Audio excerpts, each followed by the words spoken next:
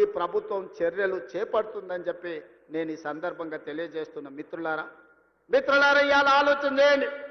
10 ఏళ్ళు వాళ్ళ చేతుల్లోనే ఉన్నది. 20 లక్షల కోట్లు చంద్రశేఖరరావు చేతికి వచ్చినాయి. 1 లక్ష కోట్లు పెట్టి కట్టిన కాళేశ్వరం ఇవాళ కూలేశ్వరం అయిపోయింది. కట్టింది కూలింది 3 ఏళ్లలోనే అయిపోయింది.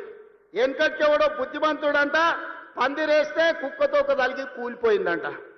చంద్రశేఖరరావు కట్టిన కాళేశ్వరం 3 ఏళ్లలో కూలేశ్వరం అయింది. నేను అడుగుతున్న ఇవాళ ఈడికి వచ్చిన వాళ్ళని ఇంజనీర్లను తెలంగాణ మేధావులను ఆలోచన చేయండి. 60-70 ఏళ్ల కింద మేము కట్టిన నాగార్జున సాగర్ ఎట్లుంది, మేము కట్టిన మూసీ నది ఎట్లుంది, మేము కట్టిన శ్రీశైలం ఎట్లుంది, మేము కట్టిన శ్రీరామ్ సాగర్ ఎట్లుంది, మేము కట్టిన కల్వకుర్తి ఎట్లుంది, భీమా ఎట్లుంది, నెట్టంపాడు ఎట్లుంది, కోయిల్ సాగర్ ఎట్లుంది, జూరాల ప్రాజెక్ట్ ఎట్లుంది. మాట్లాడదామా, చర్చ చేద్దామా? నాగార్జున సాగర్ కట్ట మీద మేం కట్టింది ఎట్లుందో మీరు కట్టిన మేడిగడ్డ సుందిల అన్నారం పోదమా?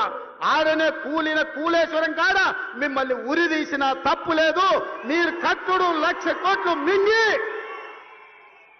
తెలంగాణ ధనాన్ని దోసుకుని ఇవాళ 3 అడుగులైన ఆనాడు ఎట్లుండే ఈనాడు ఎట్లున్నాడో మీరు ఒక్కసారి ఆలోచన చెయ్యండి.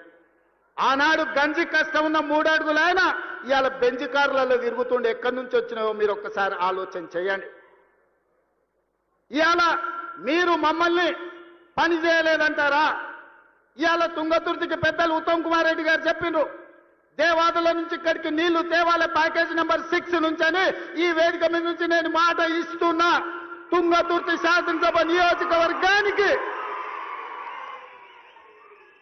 దేవాదుల ద్వారా గోదావరి జలాలను తరలించి మీ ప్రాంతాన్ని సస్యశ్యామలం చేసే వరకు మా ప్రభుత్వం విశ్రమించదు. మేము ఖచ్చితంగా పని చేసి చూపిస్తామని నేను ఈరోజు చెప్పదలుచుకున్నా. ధర్మారెడ్డి కాలువ కావచ్చు, పిలాయిపల్లి కాలువ కావచ్చు, బునియాది కాలువ కావచ్చు, SLBC టన్నెల్ కావచ్చు, ఆనాడు మేము మొదలు పెడితే నువ్వు పూర్తి చేయలేకపోయినావు.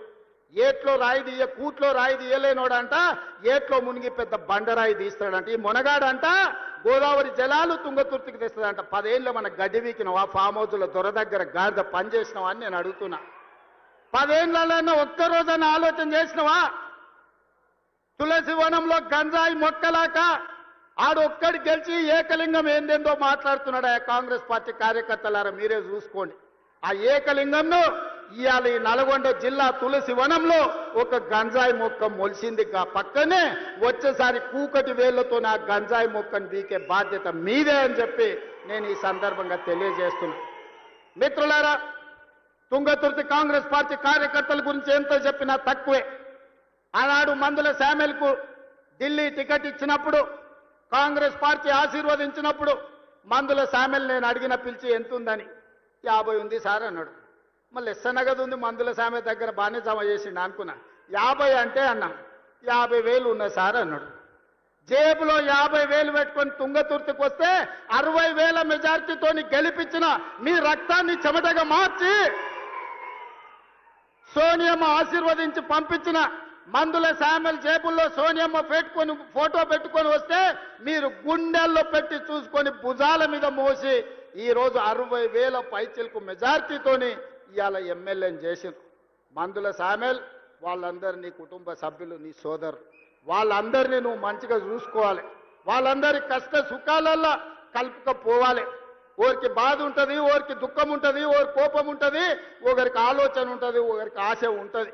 నువ్వు స్థానిక శాసనసభ్యుడివి, ఓపికతోనే అందరినీ కలుపుకపోవాలి.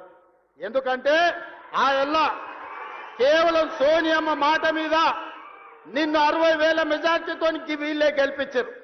వీళ్ళే భుజాల మీద మోసిన రాయల్లో సోనియమ్మని నమ్ముకొని ఇవాళ వాళ్ళని కడుపులో పెట్టి చూసుకోవాల్సిన పెద్దన్న బాధ్యత నీదే. ఏదన్నా సమస్యలు ఉంటే ఆ పక్కల ఉత్తమాన్ని ఉన్నాడు, లేకపోతే మీ ఎంపీ సాపు చామల కిరణ్ ఉన్నాడు, కాదు కూడదంటే అడ్లూరు లక్ష్మణ్ ఉన్నాడు, అక్కడ కూడా కాకపోతే పైన నేను ఉన్నా. మీరెవ్వరు ఆధైర్యపడకండి. స్థానిక సంస్థలలో సర్పంచ్ కావచ్చు, ఎంపీటీసీ కావచ్చు, జడ్పీటీసీ కావచ్చు, జిల్లా పరిషత్ కావచ్చు, ఏ ఎన్నికలైనా మిమ్మల్ని గెలిపించే బాధ్యత, మిమ్మల్ని ప్రజాప్రతినిధులను చేసే బాధ్యత పార్టీ తీసుకుంటుంది, ప్రభుత్వం తీసుకుంటుంది. మందుల శామెల్ని గెలిపించిన బాధ్యత మీరు తీసుకున్నారు, మిమ్మల్ని గెలిపించే బాధ్యత పార్టీ తీసుకుంటుంది.